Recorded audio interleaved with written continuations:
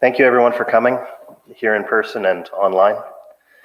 It feels strange to celebrate the life of such a wonderful person with only a handful of people here, but here we are. Times being what they are, I'm glad we were able to have others join us, if even from a distance. We're here today to mourn the loss and celebrate the life of Elizabeth Connor. I feel strange saying her name like that because she has always been, to her very core, Mom. I've had a hard time of thinking what I could say because in so many ways I haven't had time to think about what all that I've lost. And I never expected that we would need to do this so soon. I'm not the one to tell you about her life before I was born. I can just tell you what I remember. And it just so happens that the first memory that I have is of Mom. It was on the morning of my 3rd birthday, and I walked into our home in Holland Landing. And she greeted me with a big smile and a big, "Good morning!" And I remember being a little surprised and taken aback at how excited she was, and I was confused. She saw how confused I was, and she said, "It's your birthday!" And I realized that I had forgotten that it was my birthday that day. That's the very first memory of my life. So many times I got to hear her say good morning to me, and every time I came home, she would greet me with the same joy, enthusiasm, and love, just happy to see me. And when she said, "I love you," you knew she meant it every time. Mom refused to be defined by her problems and never let her physical limitations stop her from doing whatever she wanted. You could call it determination or resolve, but I think sheer stubbornness would be more accurate. Mom dedicated her life to children, especially those that could have been written off or ignored by others. She not only saw the potential, but the essential humanity of each and every child. She gave so much of herself to others, sometimes far more than was good for her. And there were no children that she gave more to than Ryan and I. She exposed us early to the wonders and possibilities of the world by taking us to plays, science centers, museums, concerts, and anything she thought could expand our horizons. She supported and encouraged us to find what interested us and gave so much of her time driving us to one class or another. She raised us to be independent and think for ourselves, and was willing to try creative approaches for dealing with us when we were acting up or not getting along. On one occasion, she wanted us to stop arguing and forgive each other, so she sat us down in chairs facing each other, sitting across the room, and told us we couldn't leave until the other one said we were free to go. She wanted us to forgive each other and play together. Well, after a few minutes of frustration, Ryan told me I could go.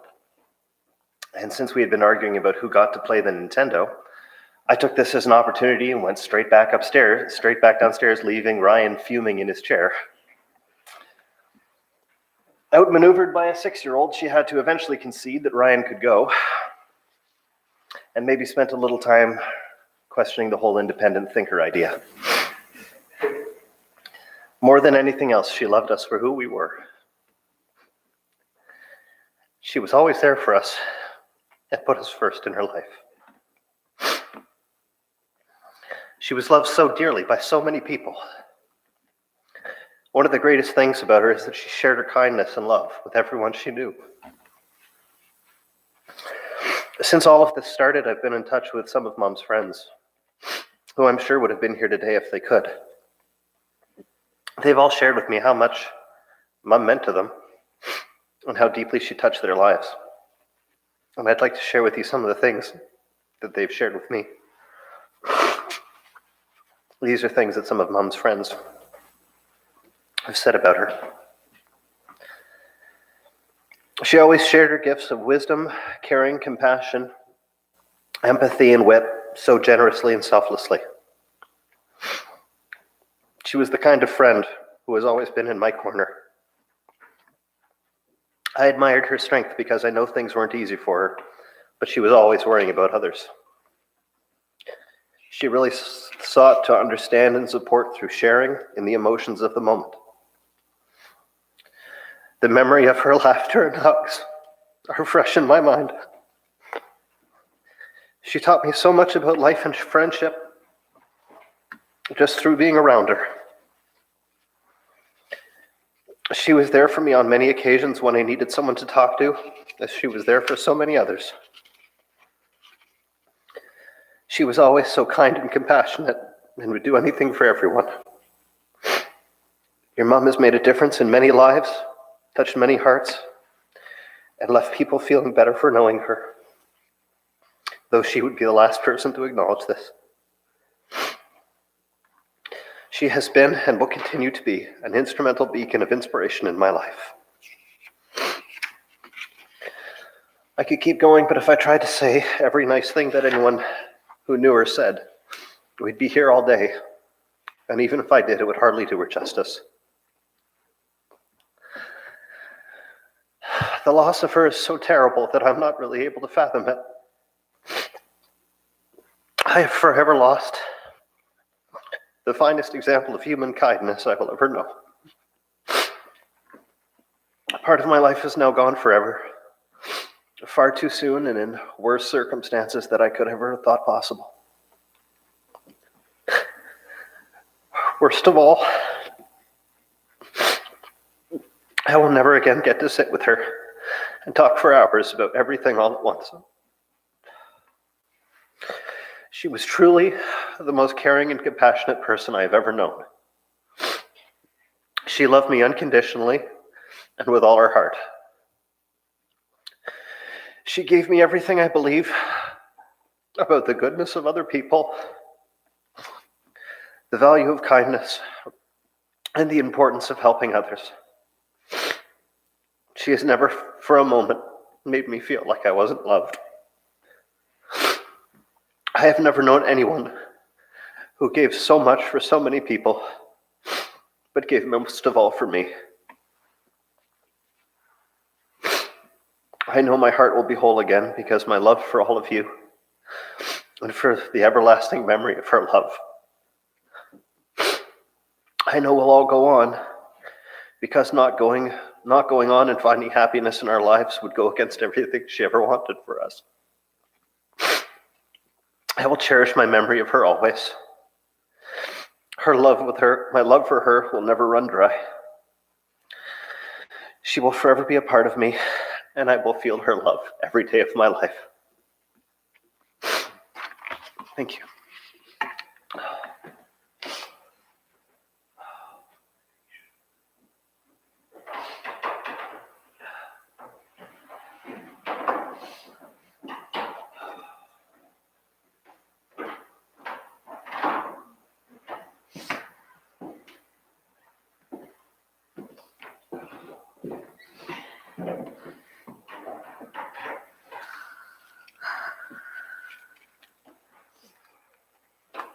When the email came in from Ryan listing the order we would speak in, my first thought was, well, that's not right.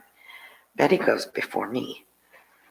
Betty was always the first, often in school, but the first to go to school, the first to graduate, the first to marry, the first to have children, the first to have grandchildren.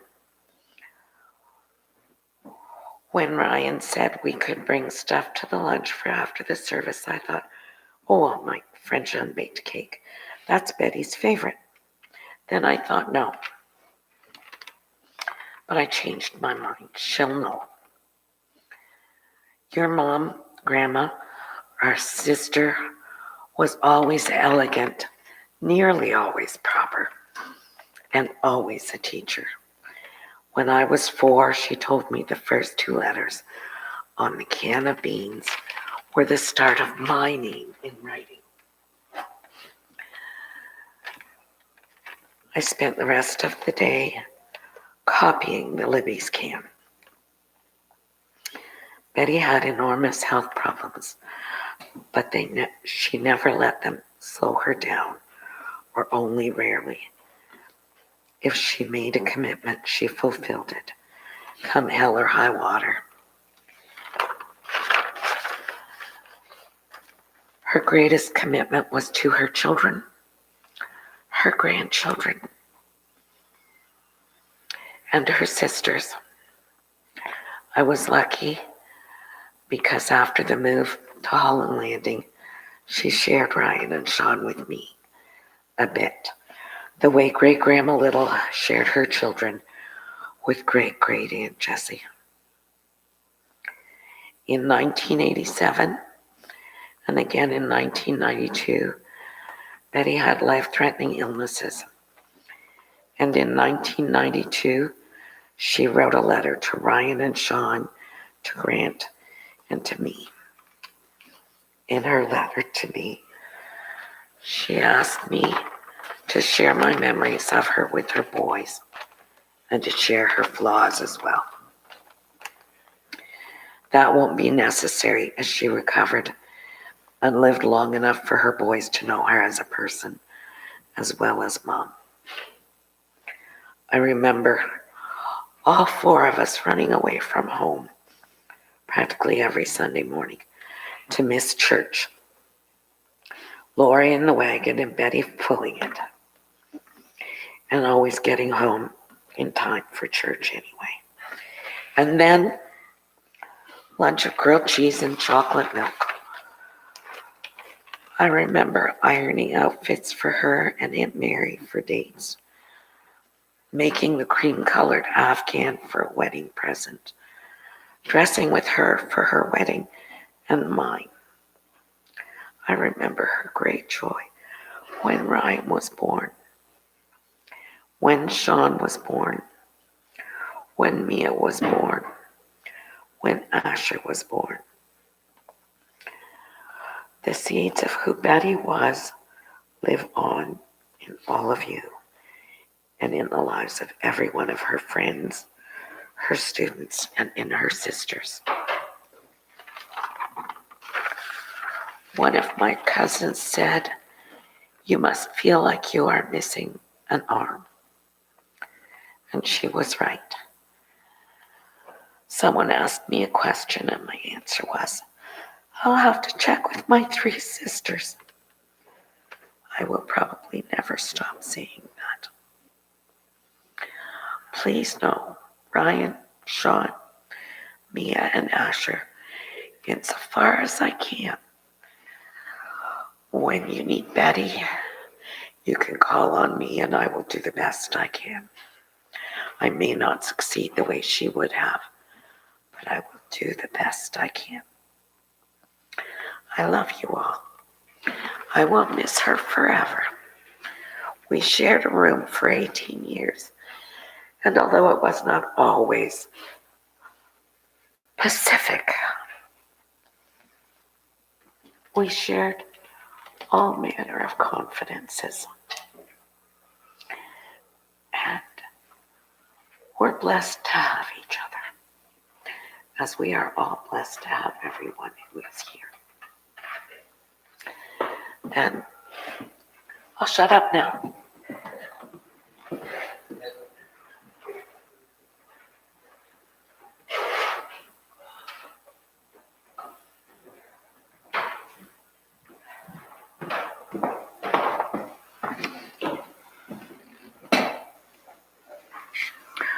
There'll be the odd repeat. I'm third to speak. I feel sorry for Tink. Thanks, Sean and Ryan, for giving me this opportunity to share about your mom and my sister. My nephew Sean has shared the most amazingly beautiful qualities of my oldest sister. Her ability to love unconditionally, share without reserve, and give of herself most of all. Linda has spoken passionately about her love of our sister. Much of what I will say today I already shared on Facebook, but it bears repeating. Betty was such an amazing person, sister, and most of all, a lady. She was one of those people who always sent just the right note at just the right time. She brought just the right thing to every potluck and gave the most thoughtful gift to a person who needed a boost. She was smart, gentle, kind, determined, and probably only with her sisters, outspoken. We were raised as a set. I am one part of a set of 4, the Connor girls. In so many ways, we were a unit. Whenever we moved to a new base, the only people we knew were each other. Starting over like that is not easy, and we did it almost every 2 years of our young lives. New country, new province, new home, new school, new friends, but always we had each other. Betty came to teaching in her 30s, later than some. She took her final exam while recovering from extreme surgery on her feet. She graduated with honors. Whether it was boys, books, and basketball, and she was so proud of that, or getting one of her students to learn even a small something, she cared deeply about each of her students and their progress through their schooling, not just her year with them. She spoke at school conferences as a resource, and I know that wouldn't have been easy for her. Her devotion as a caring educator was part of her fundamental makeup. While not outgoing, Betty was generous with her time and smiles. We know from a beautiful letter written to her from a coworker, Val, that her classroom was the place to stop, share, have a coffee and a sweet, and get support. Whether sharing troubles, getting a boost, or just chatting, her classroom was a safe haven. I'd like to thank Val for allowing Sean to read her letter to both us and Betty. It gave us a greater insight to that portion of her life. She loved her sons and grandkids, most of all. So proud of each of you for who you are. Betty had so many plans for things to do in her retirement. I know that time with her family would have been first on the list. Betty loved to travel, see art galleries, visit museums. This was something she could enjoy globally while she was married to a pilot with travel benefits. I believe her next trip was to Ireland with her very good friend Carrie. Betty had few but terrific friends. She was creative in all things. Her handwriting was art. She painted, she sewed, knit, did almost all crafts. Her cakes were legendary. She loved to decorate with her typical flair. She always wanted to try something new or perfect something she was learning.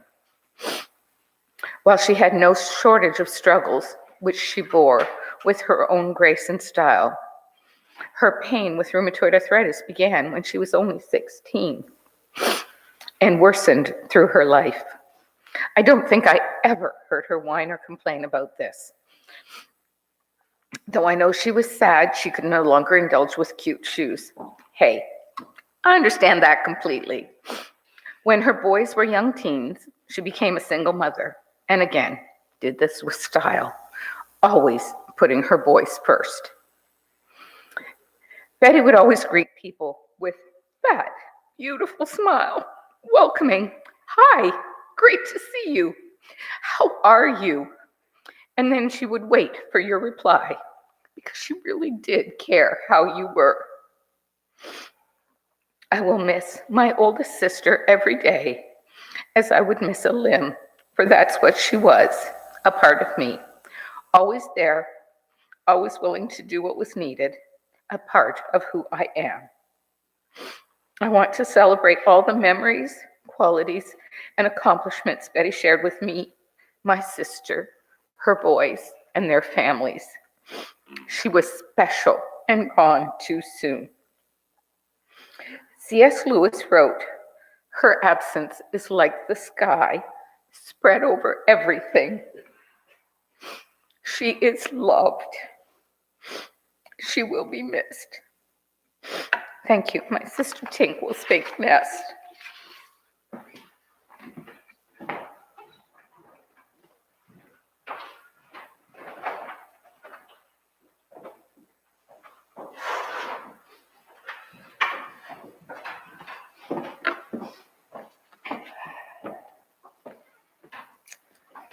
Boy,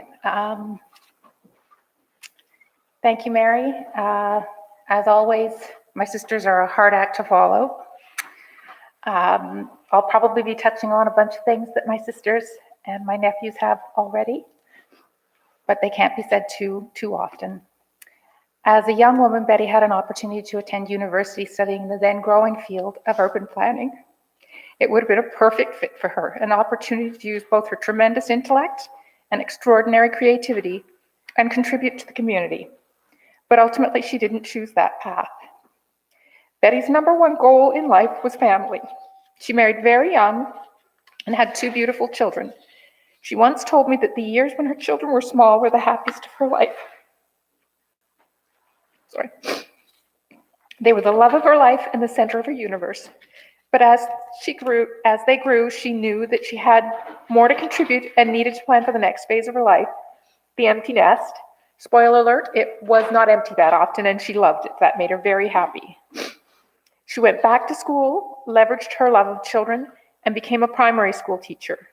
Partway through her career, she began working in special education, often focusing in literacy. Always an innovator, as my sister mentioned, she launched Boys Books and Basketball. The name's fairly self-explanatory. She was committed to her students, and Betty gave them everything she had. Her energy, which due to her rheumatoid arthritis wasn't limited to supply, and her love, and fairly often, when they forgot hers, her lunch. In the last several years of her career, she focused on children with severe disabilities. Incredibly difficult work in so very many ways, physically, emotionally, and intellectually.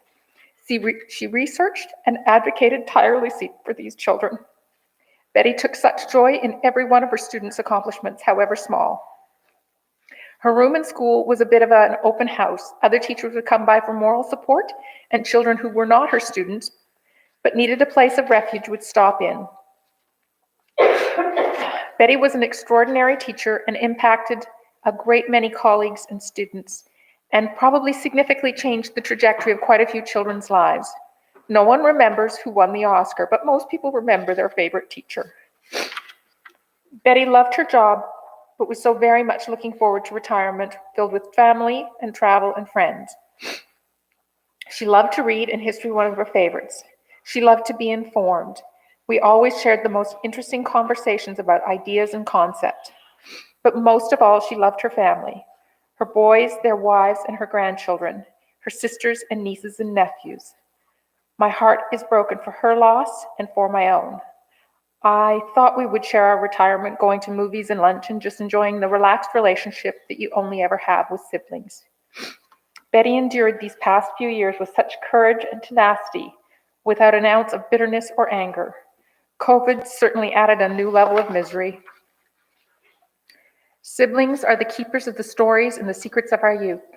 A lost sister is like missing a piece of the remainder of our lives. Betty was loved, admired, and will be terribly missed. I love you endlessly. Thank you.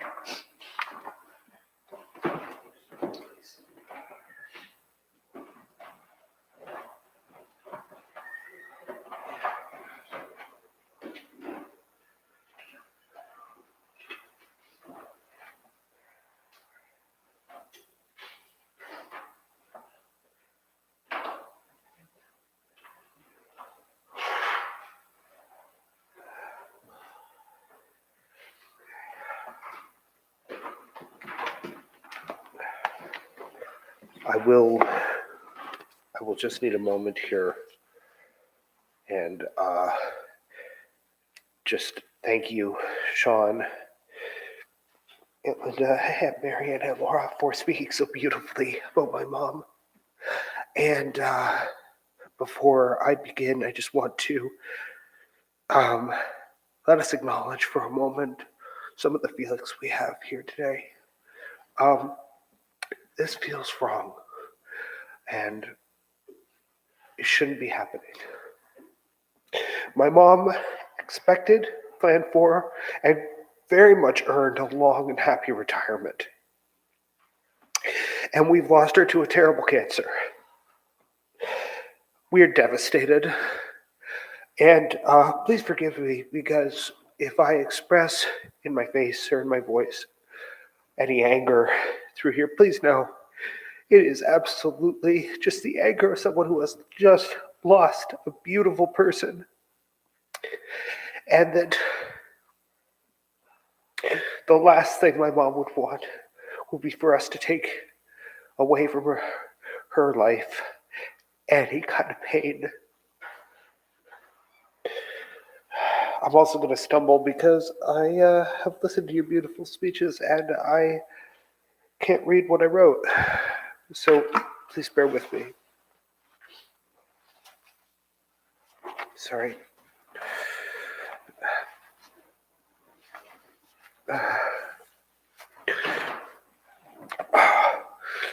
So for all the depth of intensity that my mom brought to her emotional life, she would not give in to despair.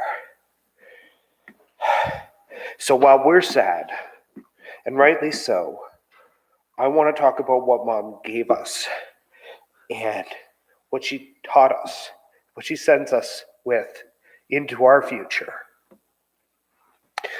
Mom nurtured the people she loved in every way she could, and so she would want this to be a hopeful and instructive time, at least in some way.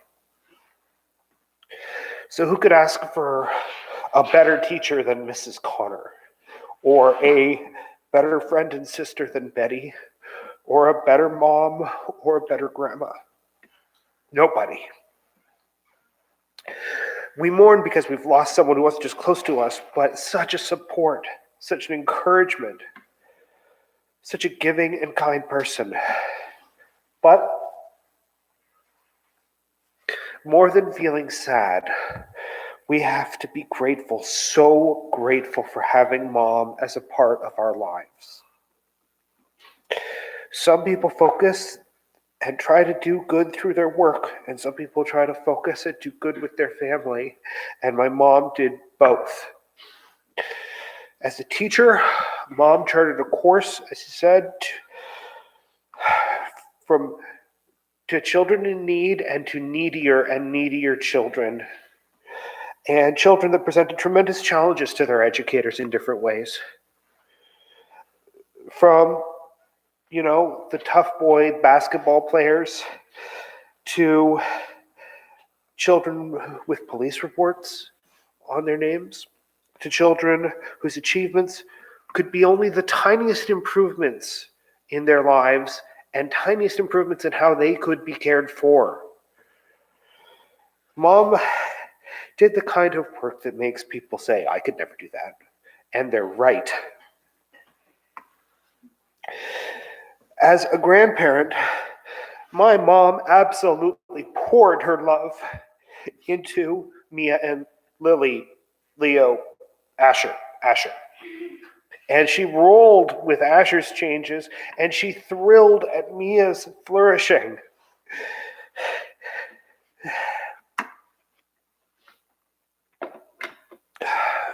She had so much joy when you were born, and she is so proud of you. As a sister and daughter, I understand my mom was bossy, emotional, and wanted to be right. But I'm going back to nice things after that. That's the closest. Mom was incredibly grateful for the support. She was incredibly grateful for the support she received from you, and she was grateful for the chance to support you as well. I'm sorry, I cannot see what I wrote.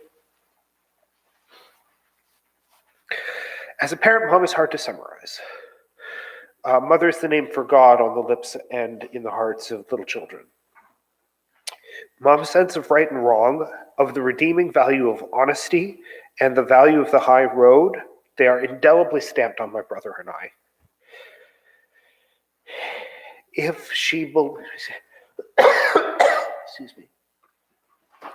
believed in an evil person, I never heard it. She consistently seemed to see the root of evil as a kind of self-deception, as something that could be corrected. She was very hopeful that people could make the right choices.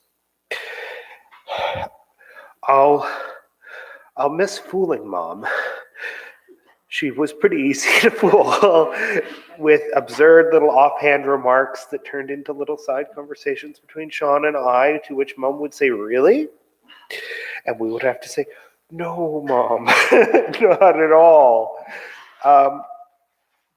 Mom could follow the language quite clearly, but she just missed the part where Sean and I were essentially writing a Monty Python sketch. She would be rolling her eyes at herself and laughing at what she said, and knowing that not only had we done this before, we would do it again. I miss doing puzzle books with her. 11th Hour was my favorite, and this was before you could sneak onto Google and find all the answers at the back translated for you. Mom fought to stay out of a wheelchair for Sean and I. She tried experimental treatments in rheumatoid arthritis because she wasn't content to lie around feeling sorry for herself. I'll miss getting in trouble. Like when I kicked a hole because I was trying to practice high jump down the hall onto her bed. And I kicked a hole in the drywall the size of a softball. And Mom wanted to make sure I knew that she was mad and I needed to stop the behavior, but it didn't mean I was a bad person. She loved the people in this room so deeply, I can't capture it here. All I can do is point at it, right? The lucky ones of us who have been touched the most by my mom's life. My mom's capacity for love was incredible, and she really did send it into you all. And she liked being loved in return. There was nothing she liked more, though, than a child running towards her and yelling, "Grandma!" And the delight of the child, it could be transformative for her. She was strong, but her strength really came out when she felt like she was doing something for others. My mom was kind, good, smart. She was a great role model, and she was an incredible support to my family in everything I went through. She could be a bit naive. She was sometimes told she cared too much, especially by fellow teachers. But she didn't mind caring too much, and eventually she stopped apologizing for it. She was comfortable with who she was, and Betty Connor cared deeply for people, especially children.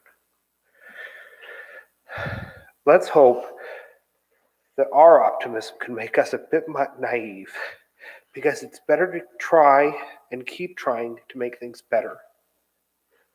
That's a way you can live. Mom's example is that you can care about others and make that the central piece of your life. Now, sorry, I have a little more.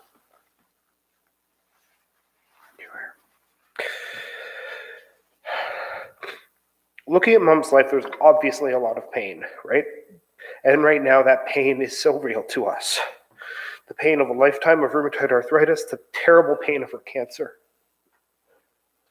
And a person could be forgiven for thinking that all her pain was the thing that she pushed through, and that's what made her so special. But that's not the lesson of my mom's life. Here's the lesson. Pain doesn't make people. Love makes people. The pain is inconsequential. In the face of love, it's nothing. It's love that saves them. And we know that because my mom had it all around her. She loved her family, she loved her friends, she loved all children. She was loved in return. Love drove her, it nourished her, and it sustained her.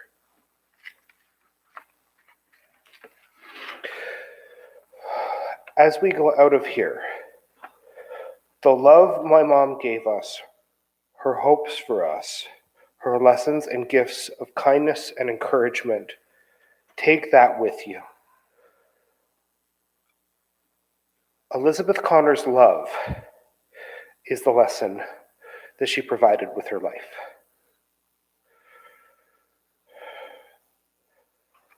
That's what I needed to say about my mom. A couple more things just for as we proceed. Thank you all for coming so much. Thank you for anyone who tuned in. I know it's difficult times. Certainly it was difficult for all of us. As you leave, please head out one by one and each take a minute in front of Mom's ashes before you go. Take your time. We can all take turns. I'll ask Alicia to go first because then you can wait outside and sort of catch the kids as they come out. Take your time.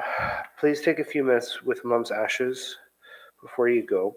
We can go in any order from there. Just go when you're ready. Sean and I will be the last, and we will meet you outside before proceeding to 561 Rourke. Thank you all.